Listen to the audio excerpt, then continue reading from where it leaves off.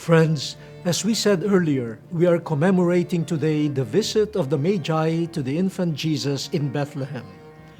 The feast of the Epiphany signifies the revelation of the Lord to the world, as represented by these Magi, who gave him gifts of gold, frankincense, and myrrh.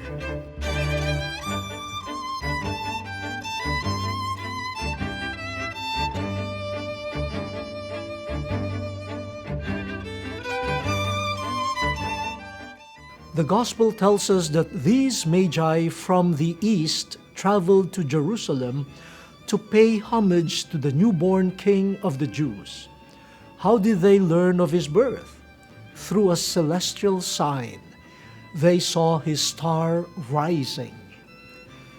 While most of the time the Magi are called astrologers, the Greek term magos pertains also to a particular class in ancient Persia. A magos is a member of the priestly class in Old Persia that was known for its prowess in astrology and astronomy. Thus, the Magi who visited the infant Jesus were no ordinary astrologers. They were probably priestly too. They were institutional figures and leaders. Their search and visit fulfilled the prophecies we found today in the Old Testament.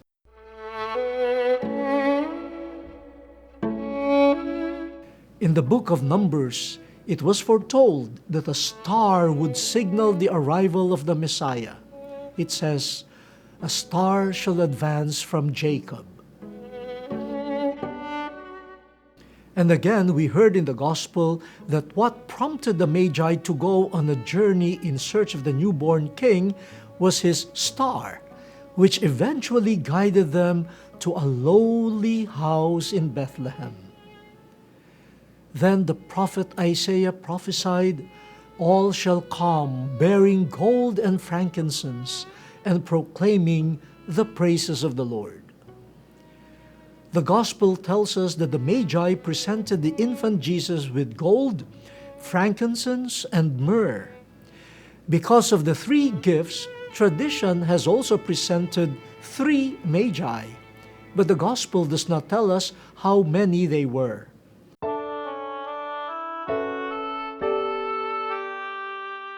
The gifts themselves were charged with meaning.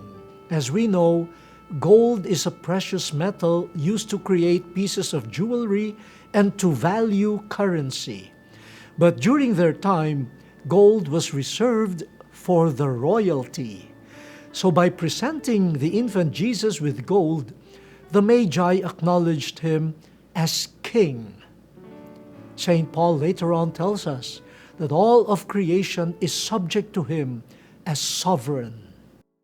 Then the Magi presented him with frankincense, a fragrant gum resin burnt as incense.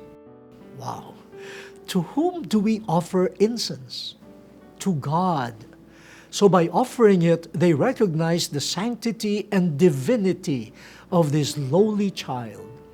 And Jesus, as the letter to the Hebrews states, is the Son of God, made our high priest, who offered himself on the cross as the pleasing sacrifice to the Father, which has become an eternal sacrifice.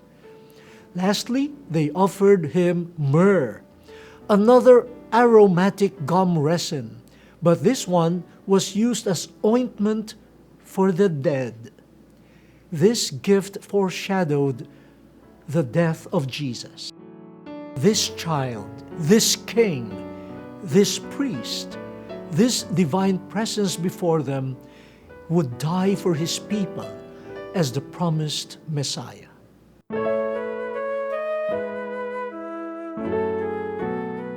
There you go, brothers and sisters. Have you given the infant Jesus a gift yet?